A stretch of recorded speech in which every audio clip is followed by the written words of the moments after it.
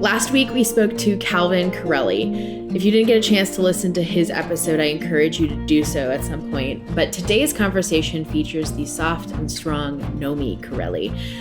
One of the great joys that I get to do with this podcast process is that after the recording interview is done, I ask whoever I just interviewed who they think I should interview next. It's kind of like a pay it forward kind of situation. And when Calvin answered, he immediately and without hesitation suggested his wife, Nomi. Now, that's not a surprise. A lot of people marry the person that they think is brave, and I think that should actually be a podcast episode on its own. However, that's not what this episode is about. But as sweet as that is, I was intrigued by his reasoning why Nomi would be a perfect candidate for the show, because he told me just a little bit about her story, and then I was hooked. It's partly because I interviewed Calvin around the same time that our episode featuring Marie Schaeller's story of child rape went public. And that story and the importance of advocating for the victims and the survivors of trauma is super near and dear to my heart. So anyone who has gone through what Nomi and Marie have gracefully overcome, they are people I want to talk with, and in turn, someone whose bravery I want to share with you all because it deserves to be shared. So today you'll hear Nomi and I unpack some of her bravery and the specific elements that contributed to her own strength of healing from childhood sexual abuse. As a body therapist, Latin dancer, and fashionista, you can tell that Nomi relies heavily on the creativity of movement to learn, integrate, and express anything.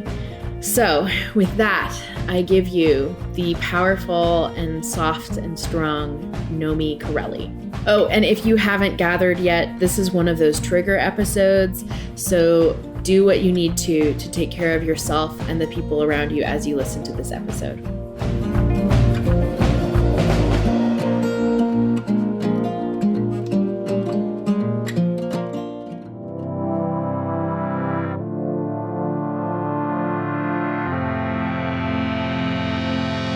You're listening to Bare Naked Bravery, a weekly podcast hosted by me, Emily Ann Peterson.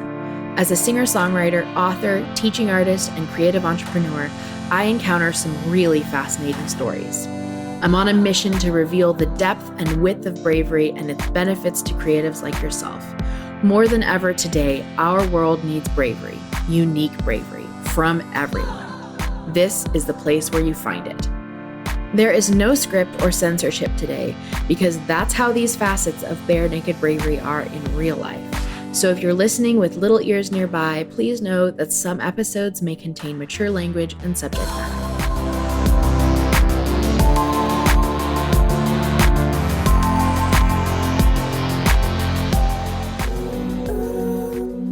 One of the easiest ways you can share bravery with the world is to send this episode to a friend or two. Send them an email, text, or tweet.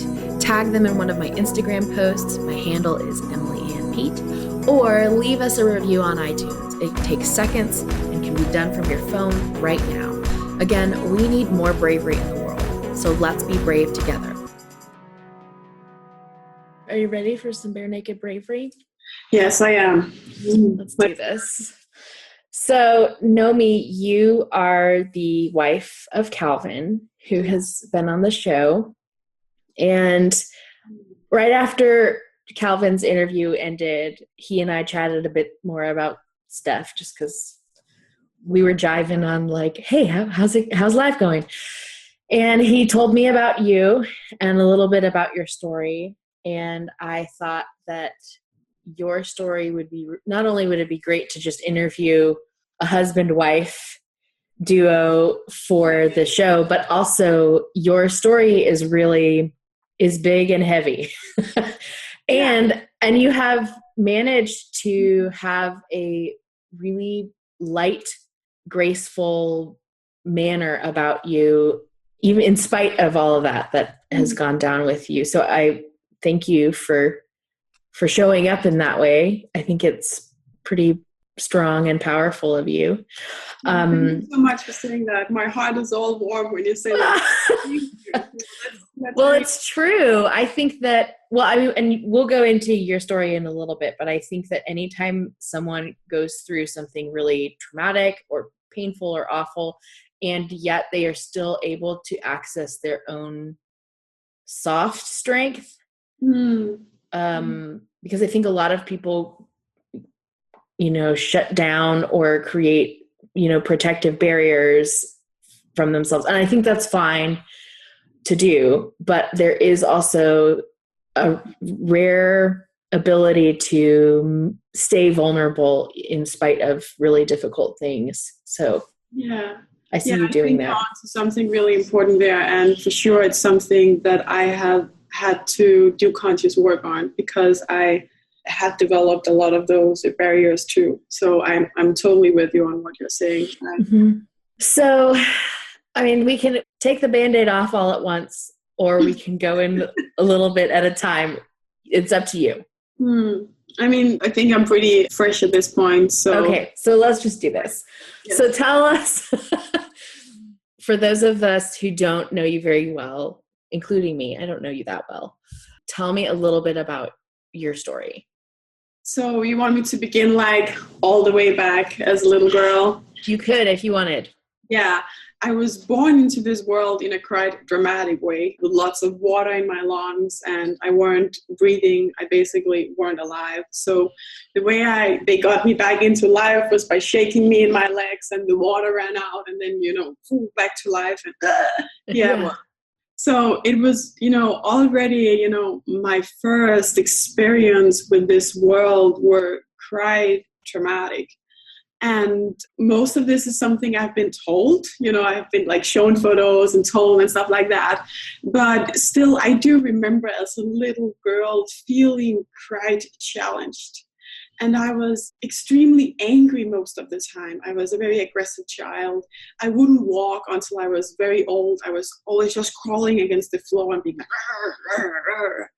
And it was looking back at it, I'm like, wow, I really had some severe birth trauma.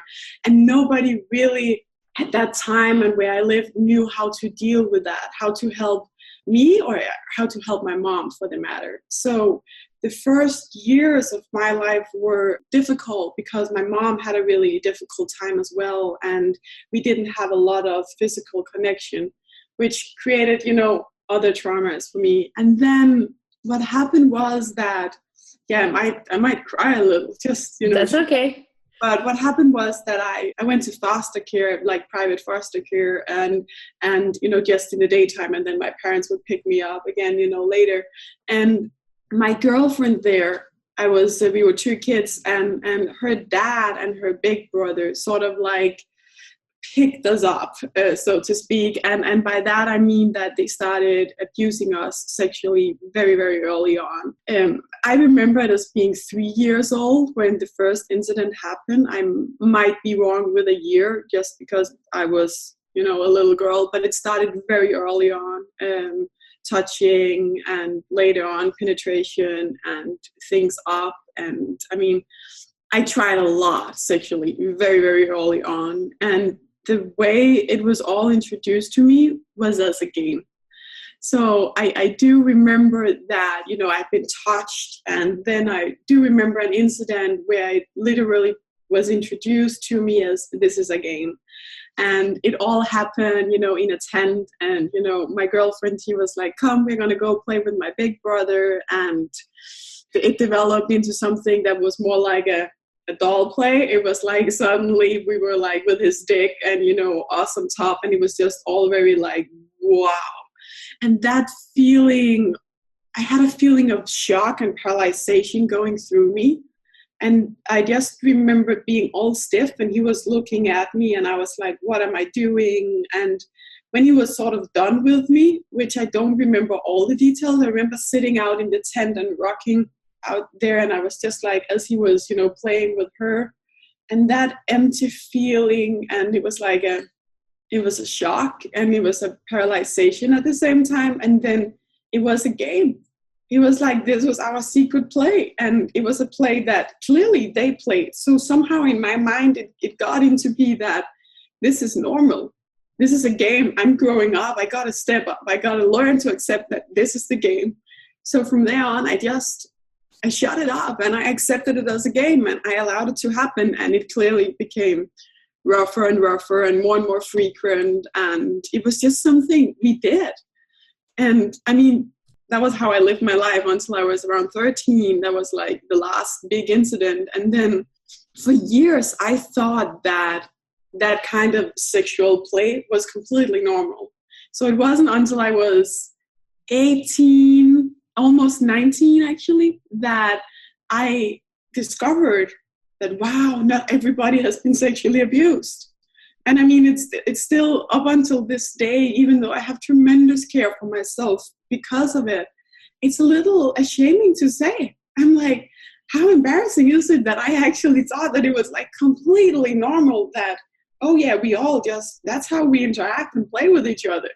So it was clearly a shock for me the day, I was participating at a course, and then one of the other ladies, she said, oh yeah, because I was sexually abused, I did this and this and this. And I was like, and I was just in shock. And I had to go to the bathroom, and I remember being completely confused inside. And I was like, so you have weird behaviors because of that, and it's not normal? And it was just like, it was like a ripple effect of memory that just like all the way up through me. And I was like, what happened here? So you were at a function or a workshop or something, and someone listed off some symptoms that you had experienced.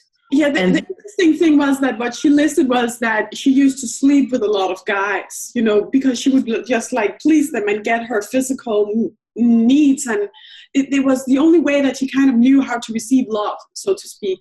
And I didn't have that exact pattern. It was not like that I slept with a lot of guys, but I definitely had that habit of like giving myself all up to the guys I were with, but only feeling that the only way I actually could feel love was through sex. So, it was like that feeling of like giving myself all up, basically. What did it feel like to have all of that hit you at once? Like a lot of stuff falling down on me. Like you imagine that you're standing in a building, and it's like, it's actually a really great question, but it's like you're standing in a building and suddenly it's just like, ooh, it's like crashing down on you, and you're like, whoa, I don't know if I'm supposed to grab it or throw up or run or shit in my pants. And I was like, literally, what the fuck am I doing? And the thing was still that, and that's the thing that I've had to look at a lot in myself. I didn't say it right there, because this was the habit of concealing rather than revealing is so strong in me, was so strong in me, that I was just like, oh. And then I was sitting with it for like 24 hours by myself until the next day at the course. Luckily, it was over 2 days. I was like, we were to write something, and I just broke down into tears. We basically, the question was, what do you associate the masculine energy with? And I just couldn't hold it anymore. And I just, whoa. And then my teacher came over, and she knew me quite well. And she was like, what's going on? And I was like, and I mean, like, I was literally in shock. I was just shaking and, everything. So, yeah. I can imagine, like our brains and our psyches are so strong and so magical, kind of, like, not even kind of, they just are. That there are parts of my own story that I have blacked out, that I don't remember for very similar reasons to yours. Sexual abuse is not something that happened to me, but I had other kinds of trauma, and it's really amazing. Like, we look back on it and think like, oh, I wish, for one reason or another, I wish I could remember what actually happened so that I could go through the healing process. But at the same time, I'm really grateful that both your and my experience or a trauma has been, the color of it has been taken out of. How you look at a picture and someone can take out all of the saturation of the color, and somehow looking at a grayscale photo makes it feel a little bit more like, okay, I can handle this very vibrant photo. And our brains do that for us with various kinds of trauma and memories. Yeah. Sometimes I forget more than I should, but, and that's just regarding like grocery list items and all of that. But yes. Yeah. But I think our brains have a unique capability of protecting ourselves, our later selves. And you know, I want to speak to the fact that boundaries like that, and also the boundary that you state or you set in place to either cope with, I should say coping boundaries. The coping boundaries exist to protect you and keep you alive. And I think that's one layer of bravery, is to set up a boundary so that you don't keep getting hurt. And that's either mentally or emotionally, right? Exactly. So it doesn't keep replaying within you and you don't have to like keep looking at it. Yes. Right. So the severity of the trauma is not so bad. But there's also the next layer of that, which is to acknowledge that, one, the boundary exists, and then two, that there's other awful stuff on the other side of it. And sometimes that wall that we set up to protect ourselves crumbles brick by brick. And sometimes it comes crashing in or come crashing down, and you're left at a workshop like you were, just in a heap of tears with the full on enormity of what you had gone through. Yes. So we can talk a lot about what your healing process is like, and I do want to hear that. But what I'm really curious about is, what was it like to learn how to re-engage with men and relationships? It's a really great question. And as just as you were speaking now, I was reminded how such a beautiful thing happened during that workshop. It was like a training over 6 months. And as I was going through my shock, my teacher was there with me. And then I was like, sort of like I had cried the most out. There was 2 guys in the group, one of them whom was Calvin, that I'm now married to. But she basically looked at them and she said, she asked me if it was okay that she would get some masculine support. And she was like, I will send them over and just sit with you and hold you until you don't want it anymore, or until they are like, I'm kind of tired of this. And I will have them like surround you and just be there for you in the most caring, protective way a man can be. And I was a little like, okay, but I was also like, I see her, I could feel the sincerity in her request for doing that.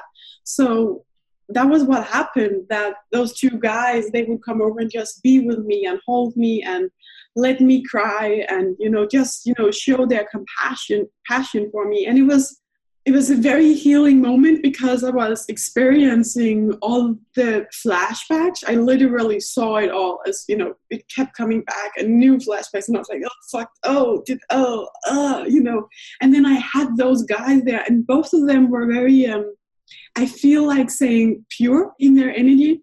It was like, I could feel that they were touched by it. I could feel that they were like, whoa, but I could also feel that they were like, I'm just going to hold her and be with her and let her cry it out or sweat it out or, throw it up out or whatever needs to happen.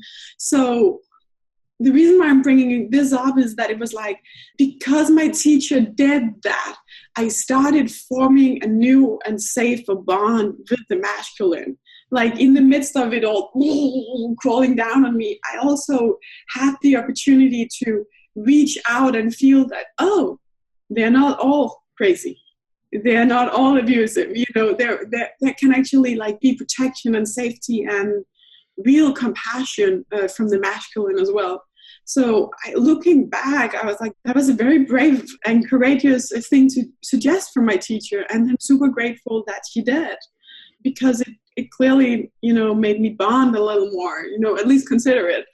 Mm-hmm. And I would say, I would underline the fact that because your teacher was willing to be brave herself, she empowered you to be brave and face your own disconnection with masculine or with men. Yes. And that is something that for those of us who have not encountered a various form of trauma, or, be it PTSD or sexual abuse or whatever, our role as fellow citizens and fellow humans is to ask other people to be brave. And what I would love to hear from you is, what do you think made her request or her challenge feel like something you could do and handle? First of all, I knew her quite well. Uh-huh. So I was very safe. I felt very safe with her.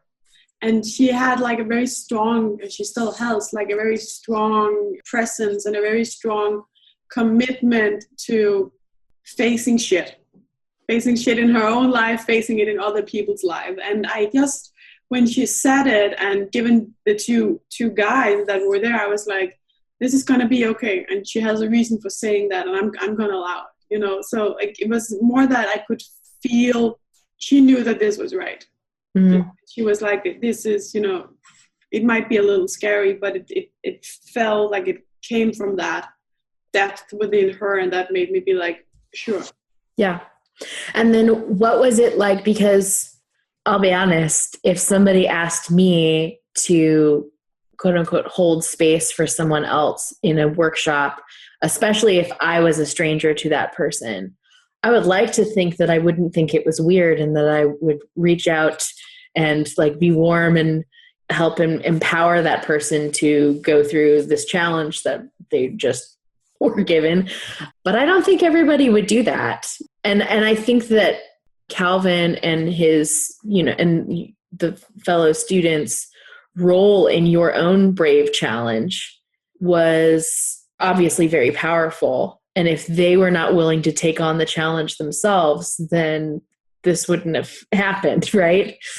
Sure. So what is it about, or knowing what you knew about them at that point? Because I imagine, were they complete strangers? No, I knew Calvin a little, and I didn't know the other guys a little bit. I had a few modules together, so it was not like they were complete strangers. No, I mean, I kind of like, but it was not like, we had been hugging deeply or anything like that. So, So what about them made it feel like it was okay to participate in that experience? It goes back to that feeling of they were both very pure, like they have like a very pure energy, and I could feel that they can actually be here and do that with me without any underlying tones. It'll be like, they'll be able to come from that place. And I do remember that they both felt quite awkward about it, which, of course, like, how are you going to deal with that if you haven't ever experienced it before? Now you're sitting here with a girl completely crumbling and just like and snot and, tears. And it was quite intense. But even the fact that I could feel how they felt, a little uncomfortable or awkward about it, didn't take anything away from my experience. It just, I think it added to wow, this is really like an inhuman thing to experience, so to speak. And this is like something that touches people deeply, and they are all like, wow, did this really happen? And what are we even going to say? So I didn't feel that I had to pull things away. It made it more vulnerable for me, and it helped me see that this really is not normal, Nomi, and it's completely okay that you have this strong reaction to it. Right. So would you say that their own ability to be vulnerable, even in how awkward they felt, allowed you to feel safer? Exactly. Oh, that's so beautifully put. I love that. Yes.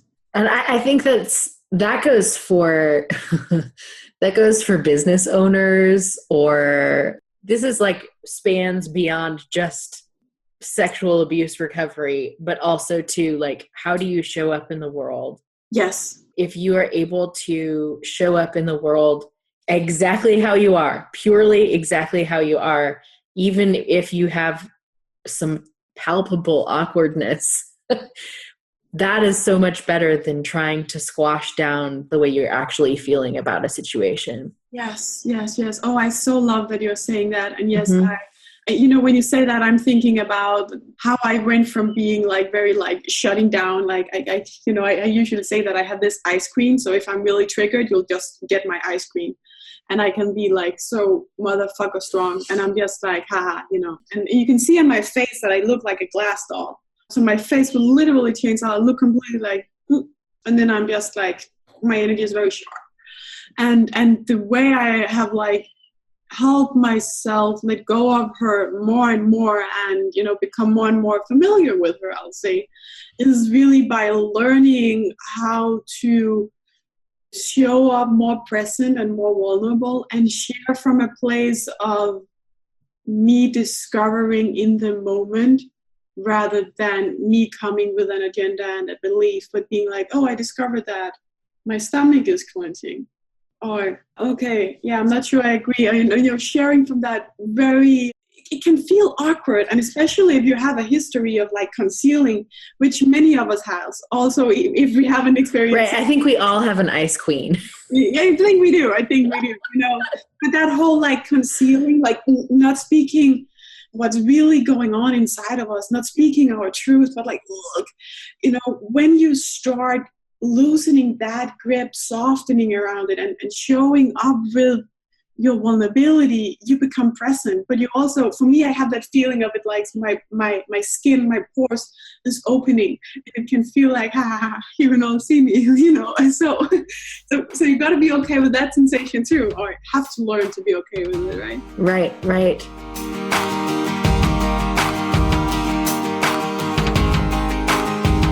Before we get back to the conversation, I want to remind you that there is an extremely cool group of fellow podcast listeners and brave souls who are waiting for you. Yes, we have started a Facebook group for Bare Naked Bravery, and your first task as a member of the Bare Naked Bravery community is to introduce yourself. There are musicians, visual artists, moms, dads, business owners, writers, community builders, and even previous guests of the show already diving into the fun. And they're making their unique introductions to the group. So folks are sharing big and small ways they've been brave in the last season, day or week. They're sharing pictures, they're sharing links, and I'm excited to see more photos of everyone's brave moments and shout outs when we witness someone else in the group doing something courageous. I don't know why we waited so long to get this going, but I do know that we are waiting for you to join us. So when you log into Facebook next, just search for Bare Naked Bravery and we should pop right up. We will love to see you there.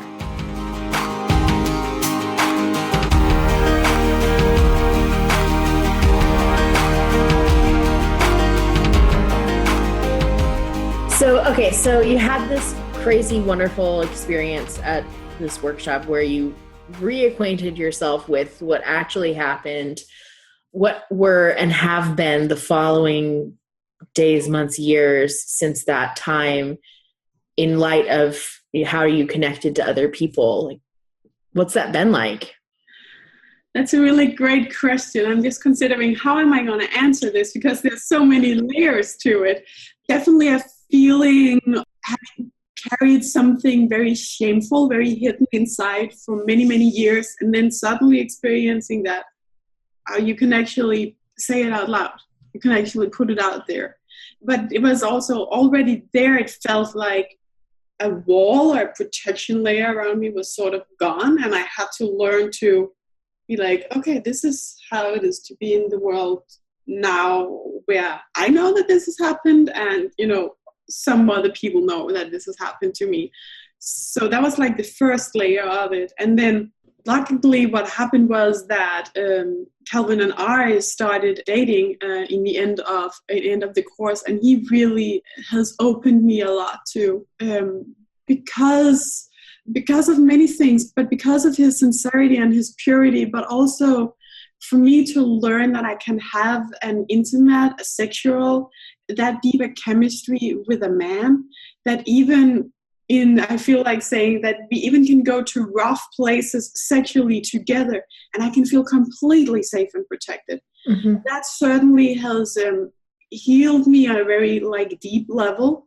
And I mean, the past, I think 2 years, I have really been focusing a lot on my ability to reveal more rather than conceal. So not only sexually, but as a person, in my business, in my relationship with my doorman, my girlfriends, my parents, just being more real and less perfect. but also less approval seeking. Mm-hmm. And I don't feel that it's a journey that I'll say I'm done now, but I have gotten to a place where even when I meet other people who sort of like very stiff, where that's when I'm like, I feel like just giving them a hug and being like, let's just be a little more real here. Do you know what this is? Right. This is what it is. So does that answer your question at all? Yeah, it totally does. And I'm actually curious too, because so I have recovered from an eating disorder. Yes. That I struggled with in high school. And so high school, college, and my recovery process was post-college, post-graduation, but I still have triggers, or I should say people who trigger me, just them as a person, they trigger me. I've had conversations that trigger me, and I've also have like environments or images, or so I still deal with like the triggers that happen. And as I've gotten further and further away from and through the recovery process, those triggers have a less volatile reaction within me, but they're still there. And I have learned in myself, like how best to respond to them and how best to not respond.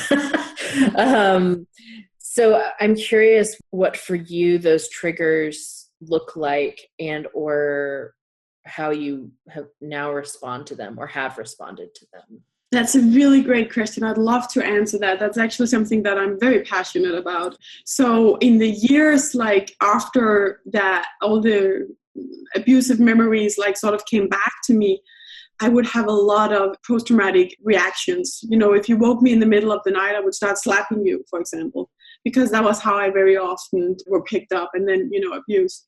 If people were walking around the room and I was sleeping, I could freak out completely and stiffen and, shake and be like, and if people touched me suddenly, I would like freeze. And I had a lot of those reactions, and it was like, I felt like I couldn't control myself. And did you have those reactions before you remembered all of this? No, only a few of them. The thing about slapping people, if you woke me up in the middle of the night, that's something I had for years. And, my parents and my sister were just like, she's fucking, she's so angry, and nobody was really like, yeah, dude, wonder why. But I mean, they didn't know, so, but, right. but other than that, it was like reactions that came back, as the memory was like activated, like within me and in my body. And what I did was that I have somehow always had a very strong belief in me that you can heal anything. And that is still one of my strongest beliefs. So with all of these reactions, I were like, you know what? This is not how I'm going to live. I know that this can be healed. And I started, working with different healers and therapists. And I mean, I've tried a lot when it comes to like healing and, different modalities. And one guy, Ben Valentino Andersen, who is a Danish guy who lives in Denmark, and he's a brilliant body therapist, like absolutely brilliant. He really, really helped me. And it was actually just like through a few sessions, he really, really helped me let go of all of that startledness from the sexual abuse, from all of those memories, and come to a place of, dare I say, completion and compassion with the trauma and the shock that happened.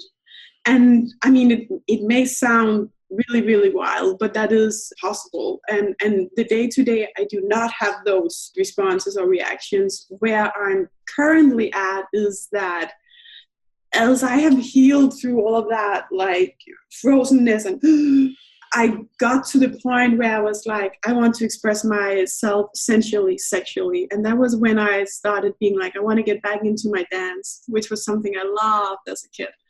So I took up ballroom dancing, Latin dance, and that definitely requires for me to be a sensual, strong, playful woman. I mean, all the dances are basically about like seducing him, sex, come and play. And, that has been a journey and still is a journey of like me becoming free and comfortable in expressing my sensuality, my sexuality, and not only expressing it, but also getting to the point where I'm like, oh, this is my unique sensuality. This is not just like some surface, this is really how it feels from within me. So getting it to be very authentic, a very true expression of my life force energy, if you will. Oh, that was deep, but I just said there. But yeah. My head is nodding very hard. That's very, very good. Very insightful. I find it really fascinating that you often see people who have gone through an eating disorder or another form of trauma, and they turn back to, becoming a therapist, or they become a health coach because they themselves need health coaching, And in your case, you became a ballroom dancer to communicate sensuality so that you could learn how to access that within your own self. Yes. Because it was lost or disconnected or whatever. Exactly. Disembodied, I'll say. Yeah. Disembodied is a great word for that. Yeah. So I think I don't necessarily encourage everyone to go out and face their fears head on. However, there is something to turning directly around, like doing that 180 and facing the monster. Yes. It is something that I did, and it's like I just spent years running in various forms and capacities, running away from the therapeutic process or the healing process of this eating disorder. And there are several iterations of turning around and facing the monster, because it changes as you grow as well. But there were moments where I would almost tangibly feel like something biting at my heels, and knowing that if I turned around, it was going to be really hard. And then I also had this sense of knowing that turning around was the only way to really solve it. Exactly. Yeah. Or facing the issue directly was the only way to really solve it. Yeah. Because sidestepping or running circles around the issue or all of that is not as helpful as just facing it directly on. So I really, really like what you're saying there. And it brings me to think about resistance, how many of us have learned to resist our deepest feelings, our sexuality, our desires, our creative wants and urges. We have learned to resist that. And because we are resisting it, we get to crawl up into our heads and live life from a place of mind, and all the beliefs that we are told are right about it. And we don't get to actually have a human experience of oh, this is how it feels in my body when I'm really scared. This is how it feels in my body when I'm really turned on, or when I'm really sad, or when I'm really depressed, or when I'm really ashamed. So the moment that we drop our resistance, we get to that place of having a bodily experience of it as physical sensation in our body. And if we dare to welcome that, to breathe with it, to maybe even move with it, and to really embrace it, as I was embraced when I was sitting there crying and snotting and hawking, we get to heal it and resolve it, because we start loving those aspects of ourselves. And then they aren't it's not a scary monster anymore. Because the reason why it feels like a scary monster, and I totally know what you're saying with that, is because of the resistance. So in that moment where we drop the resistance and we turn around and we embrace it, we'll see that, oh my God, I thought this was a witch or a monster. It's actually not. It's really a part of me that needs love, that's just been kept being pushed and pushed away. Mm-hmm. Yeah, so I totally agree with you. And that is definitely my experience of it, is that, the second you turn around and face the monster, it is terrifying at first. Yeah, you think it's a monster. And it is. But the longer you look at it, the more it shrinks. Yes. Because your understanding of it becomes kind of like that laser beam that just automatically shrinks things.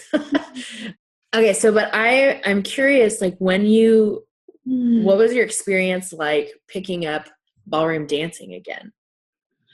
It was quite. And also, How did you pick ballroom dancing? There's a lot of... Oh yeah. I mean, as a little girl, I danced disco and ballet and jazz, and I danced a lot. And I did have a few ballroom lessons in the beginning of my teenage years.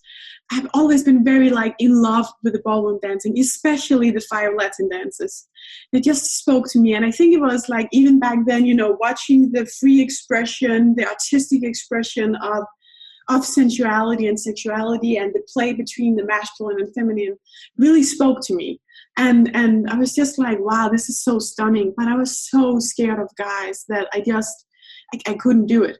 And when I was there, I felt so stiff and so awkward that I was forget about this. And then, life went on, and I broke my spine and other stuff. And, so when I was done healing myself physically from the injury I went through with my spine, I'd done a lot of body work and yoga and blah, blah, blah. And I was I miss this artistic, free, sensual expression that only dance has given me.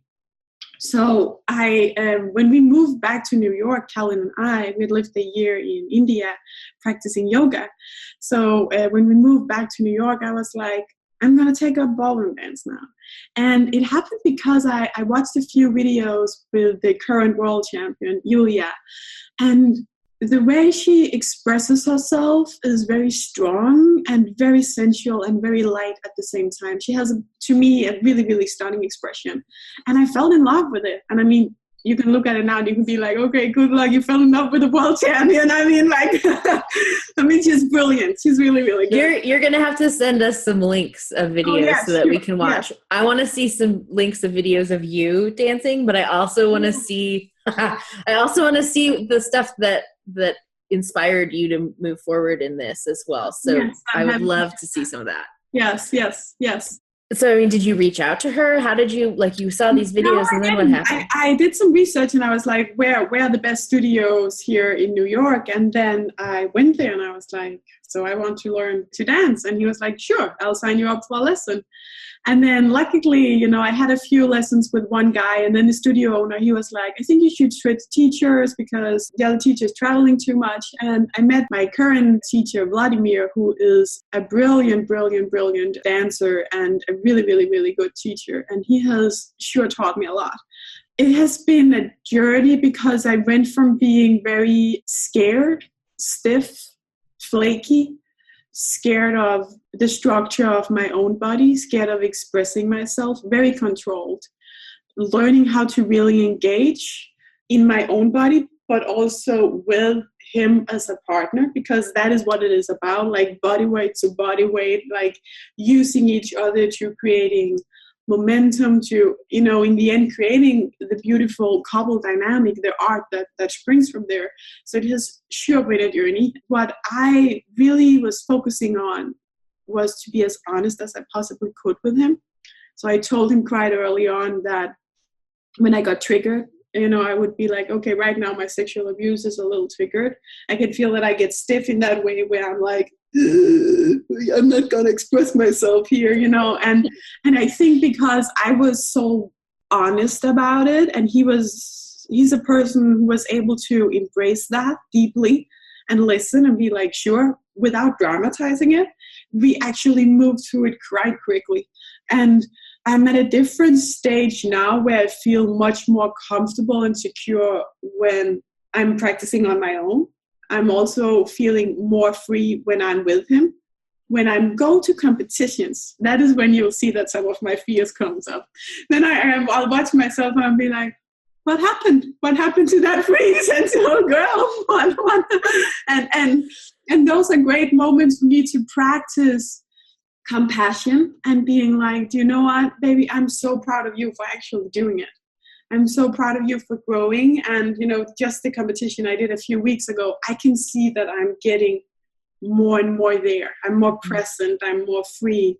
I sure have a lot of layers still to learn, but I can see a huge development. And that makes me very proud of myself, actually, as a human being, but also as a dancer.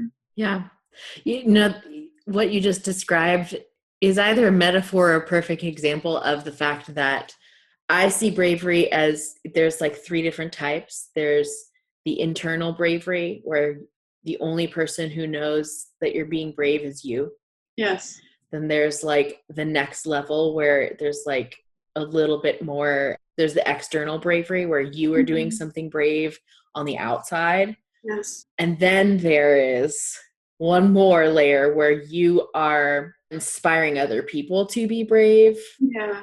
And sometimes there's that disconnect between, or I should say the third layer is like that back and forth communication, right? Yes. So it's not just you going out going, hi, being brave, that's you're actually the next from an internal place. Yeah, the next step beyond just an external bravery is an engaged bravery. I like that. Yes. And I think that's where a lot of people, like I see it with my marketing clients who they're fellow creative entrepreneurs, and they say, for instance, are dealing with public speaking as an obstacle to putting themselves out there. And they're great when they're practicing their speech in a mirror. And they're really pretty good when they're practicing their speech in front of like their husband or wife or spouse or whatever. And then they just completely freeze when they're in public. Yes. With a big crowd of people who they don't know, Yes. Yes.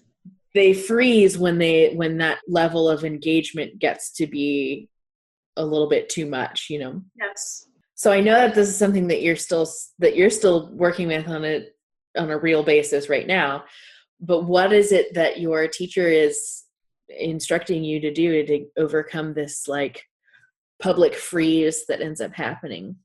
I mean, he's focusing a lot on getting me into my body, physically engaged, getting absorbed there, staying present with him, so he's like, when he can see that I zoom out, he'll be like, I lost you. And then that helps me get back. So I also, at this point, I trust him so much that when he says, I lost you, I don't question it anymore. I'm just like, he lost me. And then afterwards, I'll see like, I could be like, how do you feel that you're losing me? And he'll like explain quite quickly. And I'm like, oh, that's totally true. So we know each other quite well at this point. So it just means that in order to work as a partnership, I have to trust when he says that, right? That, okay, it actually means that he lost me. And then what I'm doing on my own, which really has helped me a lot, is like before a competition, I slow down my breathing. So the thing is that if our breathing is 4 or 5 seconds on the inhalation and 4 and 5 seconds on the exhalation, we cannot get scared. It's physically impossible for the body to actually explode into adrenaline and fear. So we stay in a parasympathetic nervous system. So I keep like focusing on deep belly breathing all the way down into like my pubic bone, I feel like saying, as deep as I possibly can. I make sure that my morning before the competition is as relaxed as possible. Not like, but where I just like, I keep my breath slow and steady. I focus on not stressing out the door or like gearing up into some bimbo mode because of some detail that doesn't work out, or, and that has helped me tremendously. And then I love my fear. So when I'm standing there and I can feel it all just pops up, I allow myself to like experience, oh yeah, my ankles are getting shaky. Right now I feel like hiding. I want to run out the floor. Why the fuck are we even doing it? I just love all of those sensations. And as I'm developing my capacity to hold myself in that space when I'm scared, it gets so much easier for me to be free and real on the floor. And to actually, at the last competition, I had this experience where I was out there on the floor and I could literally see, the people who were sitting there watching us. I was like, wow, I can actually see them today, because all the other times I've been like so much stuck in my own fear that I wasn't even able to be present with and actually see them.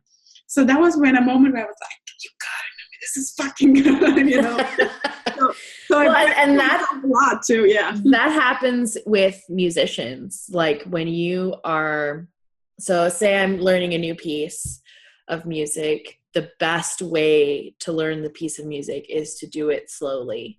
Yes. Because when you are moving slowly or when you're practicing at a slower pace, you're able to observe yourself. Yes. Whereas if you rush through the piece, just try to learn it as fast as you can, or practice it as fast as you can, or practice it at a speed at which you want to perform it, then you end up making small mistakes that you wouldn't catch otherwise. True. And then you're practicing the mistakes over and over again, as opposed to observing them and being and communicating in a way that you want to communicate. So yes, it's the exact same thing in dancing. Like in order to get that thoroughness in there, you gotta slow it down. And I think that is true not only for music and dance. I think that is true for many things in life, like our interaction with each other. If we don't slow it down so I actually feel me and loop my awareness over to you, I don't get to really understand what is going on in between us. It's true. Well, on that note, this has been great. Thank you so much for having me. Wow.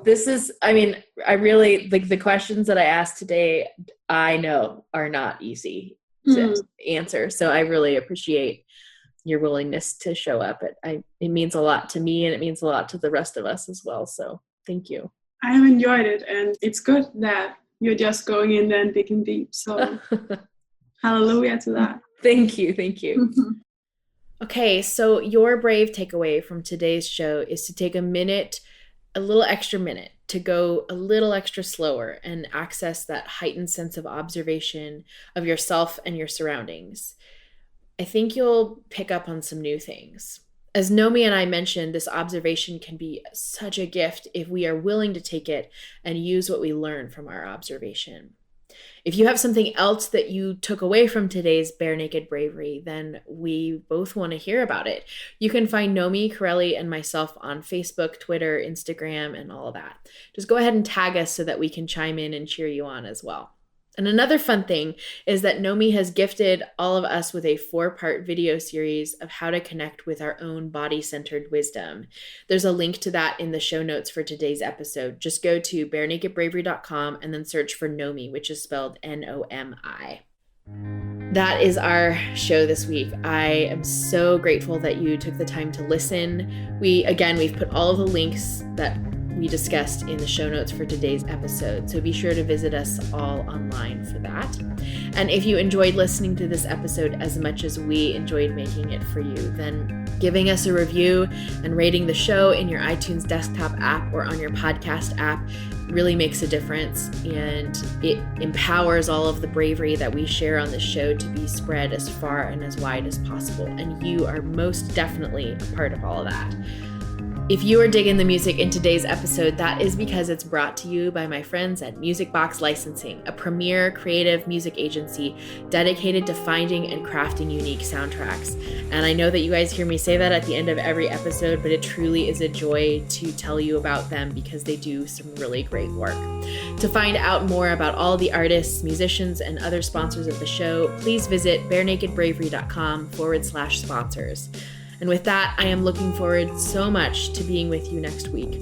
We have some awesome things in store for you.